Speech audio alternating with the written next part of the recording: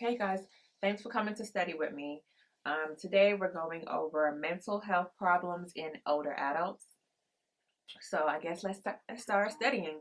Um, it says here that severe mood swings, uncontrolled laughing and crying, changes in cognitive ability, and excessive forgetfulness are not part of normal aging. So if you see an older adult forgetting things a lot, like laughing hysterically, like acting weird, um, crying for no reason, things like that is not part of aging. Like, so if an older adult is doing that, we need to look into it.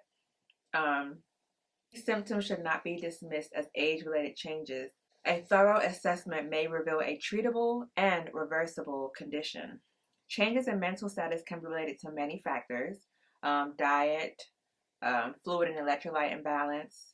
If you have a fever, maybe low oxygen, these things can cause mental health problems, obviously, because if there's no oxygen getting to the brain, we're gonna have issues when it comes to, you know, thinking. So older adults are less likely than younger people to acknowledge or seek treatment for these problems. They're gonna be in denial. They're not gonna want to tell you what's going on. So it's our job um, as a nurse to make sure that we're aware of our clients' personality, what they do on a daily basis, and look for those um, different activities that they like to do.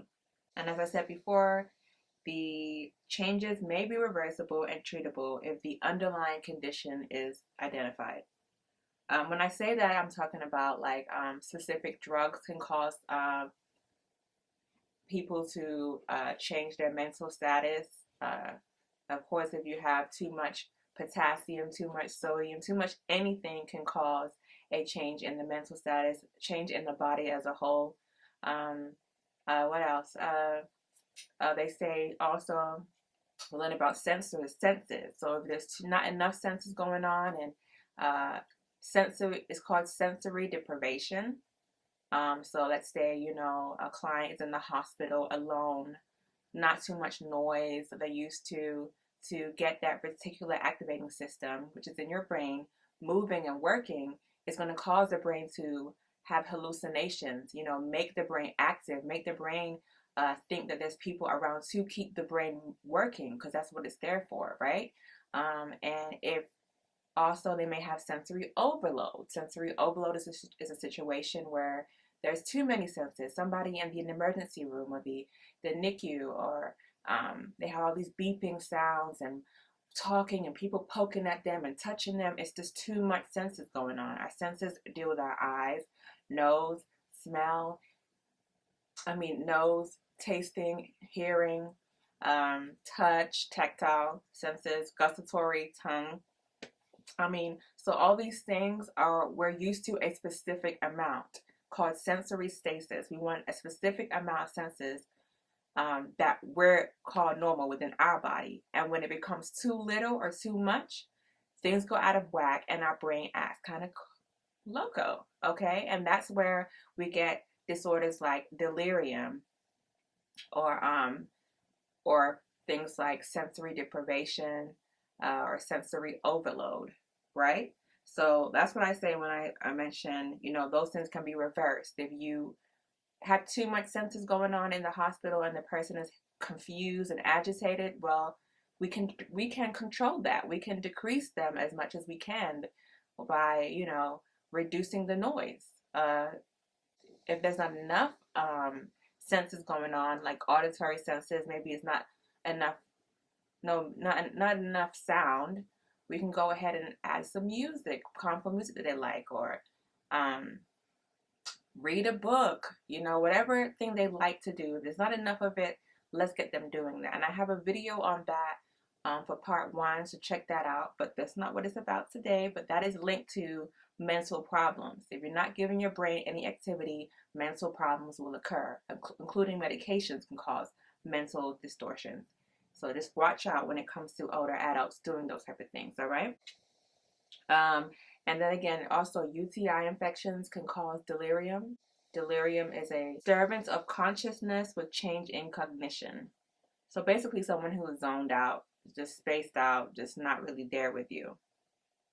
All right.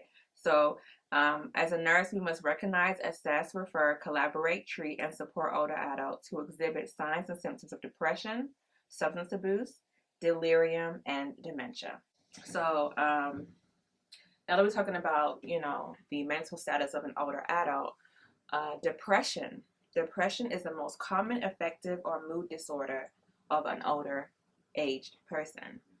Depression among older adults can follow a major precipitating event or loss, or often a chronic illness or pain. So let's think about it. Older adults, what goes on with them? First of all, they're getting older. They're not doing what they used to do. They probably don't have the same job they used to have because of their decline in abilities to work at their job. They're experiencing a lot of loss because, as you get older, you do lose a lot of friends and family. They're not as active as they used to be. All these things can cause depression whenever your body is not working the same anymore. You can't run up the stairs and run down the stairs like you used to. These things can cause someone to be depressed. Like, if you can't do what you used to do, don't you get depressed? And that's what's going on in the older adult's mind. And therefore, they are commonly, and therefore, depression does occur. So, and then you got to think about it too. They have a lot of arthritis, joint pain, illnesses occur as they get older because, as you get older, these things manifest and build. And at a certain point, it's going to show itself. So that's when the arthritis joints start hurting and things like that. And when you're in chronic pain and gout is common with older adults, these things will cause you to be sad. I mean, you're not feeling good, so why wouldn't you be sad? You might have to move to a nursing home when you wanted to be at your own place. That would cause someone to be sad, right? These things cause depression. So depression is common in older adults. Rather than obvious sadness, the older person may exhibit subtle changes in signs and symptoms. Like, they're just always tired. They can't remember things that well. They can't concentrate too well. They don't feel like they're worthy, they can't sleep as good. What else? I don't feel like eating. So that way they gain a lot of weight, or they might eat a lot and gain a lot more weight. Very fidgety, like always wanting to do something. Impaired attention span, and also suicidal ideas. Like I said, when you're depressed, of course, suicidal thoughts can come into your mind, like you're not worth being here, you don't want to be here, type of thing. Just think about it. Just think about it like it's common sense. When you get older, you can't do the things you used to do. Okay, you might have health problems. These things are not fun.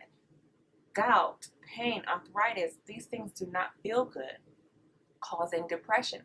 And on top of that, you might be on medication. So drug and drug interactions may cause, depression.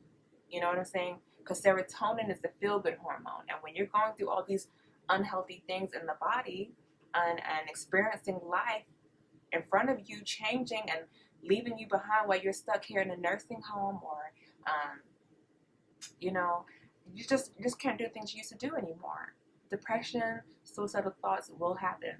And unfortunately, that's what older people do go through. Some other people do experience. That's why it's important to keep their family members around. It's important to keep them active, give them a routine, give them things to do that makes their life worth living, right? Because at the end of the day, we need to make sure we have a purpose in life. Okay, so when you get older and you're not working anymore, what is the purpose now? What is your purpose? And we need to make sure that when we deal with older adults, we give them a purpose, maybe a routine. Maybe, this is what you're going to do today. You're going to go plant something. You're going to go do a puzzle game. You're going to read this book. We're going to have a dance activity. We're going to keep this brain moving, because at the end of the day, you got to keep the mind active. You get what I'm saying?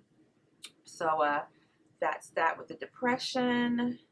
So it says here, assessing a patient's mental status, including depression, is vital and must not be overlooked. They have a scale that we could use. It's called the geriatric depression scale. I haven't looked at it yet, but we'll look at it some other time.